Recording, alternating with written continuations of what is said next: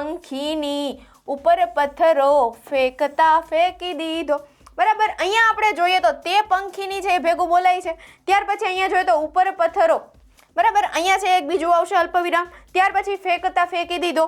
બરાબર, અહીંયા જોઈએ ને તો આ છે લાઈનમાં હાયરું. બરાબર, તો આ છે શું છે તો કે યતિ છે.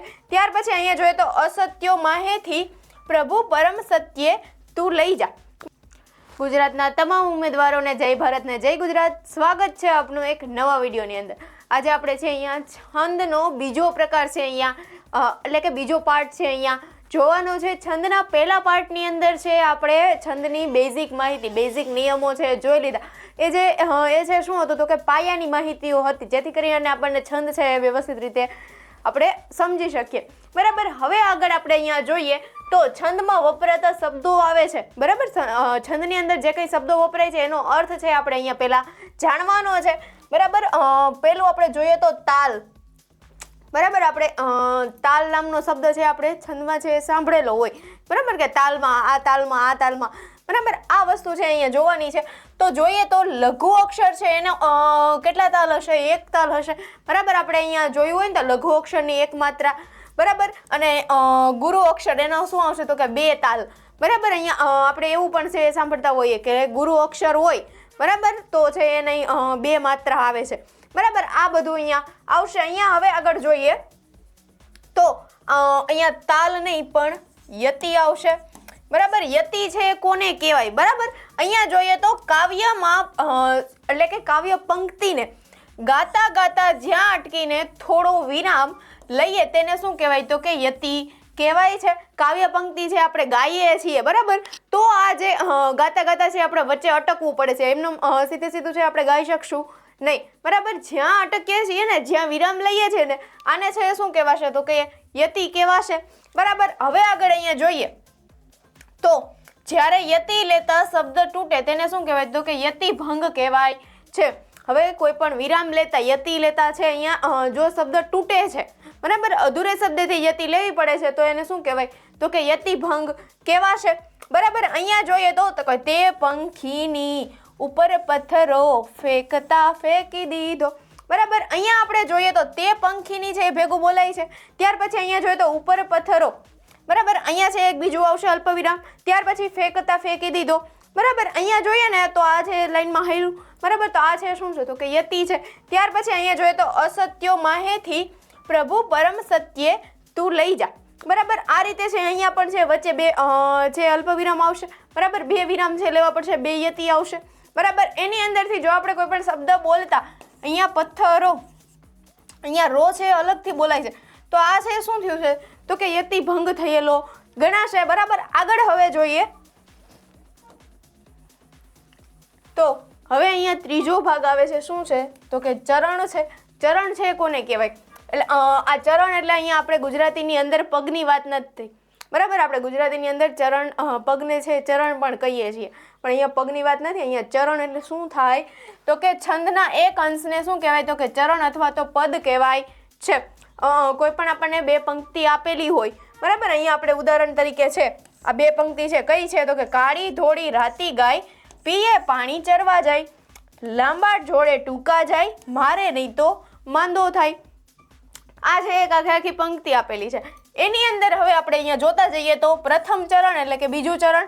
બરાબર, પ્રથમ ચરણ અને બીજું ચરણ કયું છે તો કે પ્રથમ પંક્તિની અંદર હવે કોઈ પણ બે ભાગ પડે છે. આ છે ને આપણે પહેલી પંક્તિ છે. બરાબર, આ બે આ એક પંક્તિ છે આપણી. એની અંદરથી આપણે જોઈએ તો અહીંયા બે ભાગ છે, અલ્પવિરામ છે. બરાબર, તો આ છે શું થશે તો કે પ્રથમ ચરણ થશે અને આ તો કે બીજું ચરણ થશે. બરાબર છે, આ રીતે છે અહીંયા આવશે. આ પ્રથમ પંક્તિ થઈ.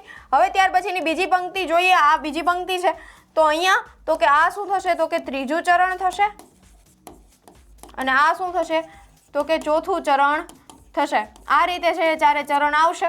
બરાબર, અને આ છે આને છે શું કહેવાય તો કે ચરણ અથવા તો પદ કહેવાય છે. હવે આપણને અહીંયા કોઈ પણ પૂછે કે જે પંક્તિ છે કોને કહેવાય તો કે પ્રથમ ચરણ ચાર ચરણ અથવા તો ચાર પદથી બને એને શું કહેવાય તો કે આખી પંક્તિ કહેવાશે. બરાબર, એટલે કે ચાર ચરણ ભેગા થાય ત્યારે શું બને તો કે એક શ્લોક કે કડી બનશે. આ 4 4 પદ છે અથવા તો 4 4 ચરણ છે, આ ભેગા થાય એટલે શું બનશે તો કે શ્લોક અથવા તો કડી બનશે. આગળ હવે જોઈએ તો એક ઈડરનો વાણિયો ધૂરો એનું નામ, સમી સાંજમાં નીકળ્યો જવા કોટડે ગામ. બરાબર, અહીંયા પણ છે કેટલા ચરણ છે તો કે 4 ચરણ છે. બરાબર, હવે આગળ જોઈએ તો હવે અહીંયા આવે છે છંદદોષ. છંદદોષ છે કોને કહેવાય તો કે જ્યારે કવિ લઘુને સ્થાને ગુરુ અને ગુરુના સ્થાને લઘુ અક્ષરનો ઉપયોગ કરે. બરાબર, કોઈ પણ કવિ છે આને છે છંદદોષ કહેવાય. કવિઓ છે ને એને અમુક છે છૂટછાટ હોય છે કે કોઈ પણ લઘુ અક્ષરને લીધે લઘુ અક્ષરની જગ્યાએ છે ગુરુ અક્ષર મૂકી શકે છે અને ગુરુની જગ્યાએ લઘુ પણ છે મૂકી શકે છે. હવે અહીંયા આપણે જોઈએ તો આ શ્રી લખેલું હોય, બરાબર, તો આ છે અહીંયા શું આવશે તો કે ગુરુ અક્ષર આવશે. હવે ગુરુની જગ્યાએ અહીંયા કોઈ શ્રી આ રીતે લખે તો છે એના માટે કવિઓ માટે છે અહીંયા છૂટ હોય છે. બરાબર, આની જગ્યાએ આ અથવા તો આની જગ્યાએ આ મૂકી શકે ને તો આને શું કહેવાય તો કે છંદદોષ કહેવાશે. આગળ અહીંયા જોઈએ તો શું છે તો કે શ્રુતિભંગ છે. શ્રુતિભંગ છે કોને કહેવાય તો કે જ્યારે કવિ એક ગુરુના સ્થાને 2 લઘુ અક્ષરનો ઉપયોગ કરે. કોઈ પણ કવિ છે, બરાબર, એ ગુરુના કોઈ પણ ગુરુ અક્ષર છે અહીંયા આવતો હોય. હવે આની જગ્યાએ છે આ છે એ શું છે તો કે ગુરુ અક્ષર છે. બરાબર, એની જગ્યાએ જો 2 લઘુ અક્ષરનો ઉપયોગ કરશે ને તો એ શું કહેવાશે તો કે શ્રુતિભંગ કહેવાશે. હવે આગળ અહીંયા જોઈએ તો ગણ. ગણ છે કોને કહેવાય તો કે 3 અક્ષરનો બનેલો હોય છે અને કુલ 8 ગણ છે. ગણમાં શું હોય તો કે 3 અક્ષરનો બનેલો હોય. ગણ છે એ 3 અક્ષરનો બનેલો હશે અને એમાં આપણે છે કુલ કેટલા ગણ છે છંદની અંદર તો કે 8 ગણ છે. આગળ જોઈએ, હવે અહીંયા જોઈએ તો છંદનું બંધારણ છે આપેલું છે આપણને. છંદનું બંધારણ છે શું છે, અઘરું નથી, યાદ રાખવું, સમજી લેજો એટલે છે ને ભૂલાશે નહીં. અહીંયા જોઈએ તો ય માતા રાજભા ન શલગા, એટલે કે ય માતા એટલે કે એ માતા રાજભા નથી સળગ્યા. બરાબર, એવો છે કંઈક આપણે અર્થ લઈએ કે હે માતા રાજભા નથી સળગ્યા. બરાબર, આ અર્થ લઈએ તો આપણને છે યાદ રહી જાય. બરાબર, અહીંયા છે મેં એક જ વખત વાંચેલું છે તો પણ મને યાદ છે તો તમને પણ યાદ હશે જ. બરાબર, આગળ અહીંયા જોઈએ તો આપણે જોયું હતું કે ગણ છે કોને કહેવાશે તો કે 3 અક્ષરનો બનેલો હશે અને શું કહેવાશે ને કુલ આપણે 8 ગણ છે. કઈ રીતે છે ગણતરી કરીએ તો અહીંયા આના પ્રમાણે જ છે અહીંયા ગણ છે આવશે. એટલે આ વસ્તુ યાદ રાખી લેજો. બરાબર, અહીંયા 1 2 3 4 5 6 7 8 9 ને 10. અહીંયા તો 10 થયા ભાઈ, તો અહીંયા 10 થયા છે. 10 એ 10 ગણ નથી. મેં તમને આની પહેલા છે કીધેલું હતું કે 3 અક્ષરનો બનેલો હોય. બરાબર, 3 અક્ષરનો બનેલો હોય. અહીંયા છે 3 3 ની જોડી કરશું ને તો આપણે છે અહીંયા કેટલા આવશે તો કે 8 જ આવશે. અહીંયા આપણે જોઈ લઈએ પહેલા ગણની અંદર જોઈએ તો ય ગણ છે. હવે એનું બંધારણ છે શું આખે આખું તો આપણે જોઈએ સૂત્ર એનું. બરાબર, તો એ શું થશે તો કે ય માતા થશે. 3 લેવાના છે એટલે ય માતા. બરાબર, અહીંયા ય છે શું છે તો કે લઘુ છે. મા છે શું છે તો કે ગુરુ છે. ત્યાર પછી તા છે તો કે ગુરુ છે. આ વસ્તુ જો તમે યાદ રાખી લીધી ને તો આ છે ને તમને એમને જ યાદ રહી જશે. બરાબર, પણ જો આ નહીં યાદ હોય ને તો પાછળનું છે ને કંઈ યાદ રહેશે નહીં. આગળ હવે જોઈએ તો મ આવે. બરાબર, એટલે મ છે તો અહીંયા તો શું થશે તો કે માતાશ માતારા. બરાબર, માતારા અહીંયા શું થશે મા ગુરુ છે, તા ગુરુ છે અને રા પણ છે શું છે તો કે ગુરુ છે. બરાબર, થઈ ગયું આખી વસ્તુ. ત્યાર પછી અહીંયા જોઈએ તો ત આવે છે. ત ની અંદર જોઈએ તો તારા જ થશે. અહીંયા તારા જ છે. ત્યાર પછી અહીંયા જોઈએ તો તા છે કેવો છે ગુરુ છે, રા છે કેવો છે તો કે ગુરુ છે અને જ છે કેવો છે તો કે લઘુ છે. બરાબર, થઈ ગયું કમ્પ્લીટ. ત્યાર પછી અહીંયા શું આવે તો કે ર આવે છે અહીંયા ર. ત્યાર પછી અહીંયા જોઈએ તો રાજભા થશે. અહીંયા રાજભા છે. હવે અહીંયા રા છે કેવો છે તો કે ગુરુ છે, જ છે કેવો છે લઘુ છે અને ભા છે કેવો છે તો કે ગુરુ છે. બરાબર, હવે આગળ અહીંયા જોઈએ તો જ આવે છે જ. ત્યાર પછી અહીંયા શું થશે તો કે જ ભા ન. બરાબર, અહીંયા જ ભા ન એટલે અહીંયા જ છે કેવો છે તો કે ગુરુ છે, લઘુ છે. ત્યાર પછી અહીંયા ભા છે કેવો છે તો કે ગુરુ છે અને ન છે કેવો છે તો કે લઘુ છે. આગળ હવે અહીંયા જોઈએ તો ભા ન શ થશે. બરાબર, અહીંયા ભા આવશે એટલે ભ આવશે એટલે શું થશે તો કે ભારસ થશે. બરાબર, ભા છે કેવો છે તો કે ગુરુ છે. અહીંયા ન અને શ છે કેવા છે તો કે બંને લઘુ આવશે. ત્યાર પછી અહીંયા જોઈએ તો ન એટલે શું થશે તો કે નશલ. બરાબર, નસલ છે. અહીંયા ન છે શું છે તો કે લઘુ, શ લઘુ અને લ પણ લઘુ.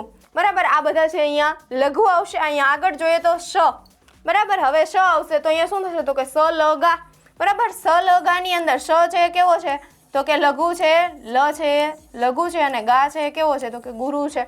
બરાબર આગળ હવે જોઈએ તો લ અને ગા, હવે અહીંયા આગળ આપણે જોઈએ ને તો છે એ ગણ બનતા નથી, તેથી અહીંયા લ અને ગ આ બંને છે શેમાં છે તો કે ગણમાં નથી. અહીંયા છે લ ની અંદર છે છેલ્લે ગા આવશે અને ગ ની અંદર પણ છે છેલ્લે છે ગા આવશે. લ ની અંદર લગા આવશે અને ગ ની અંદર છે શું આવશે તો કે ગા આવશે.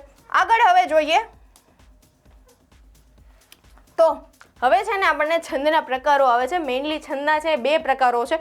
ક્યાં ક્યાં છે તો કે અક્ષરમેળ છંદ અને માત્રામેળ છંદ. અક્ષરમેળ છંદની અંદર પણ છે બીજા અંદર જોઈએ તો 15 પ્રકાર આવશે અને માત્રામેળ છંદની અંદર છે અંદર 6 પ્રકારો આવશે. જોઈ લઈએ અહીંયા અક્ષરમેળ છંદ છે એની અંદર આપણે જોવા જઈએ તો અમુકનું છે આપણને બંધારણ છે નહીં મળે, બાકી છે બધાના બંધારણ હશે. બરાબર હવે આગળ અહીંયા જોઈએ તો શિખરીણી છંદ, બરાબર ત્યાર પછી મંદાક્રાંતા છંદ, પૃથ્વી છંદ, અનુષ્ટુપ છંદ, મનહર છંદ, ત્યાર પછી શાર્દુલ વિક્રીડિત છે, પછી સ્ત્રગ્ધરા છે, હરિણી છે, વસંતલિક છે, ત્યાર પછી તોટક છે, ત્યાર પછી શાલિની છે, ઇન્દ્રવ્રજા છે, ત્યાર પછી ઉપેન્દ્રવ્રજા છે, ઉપજાતિ છે અને વંશસ્થ છે.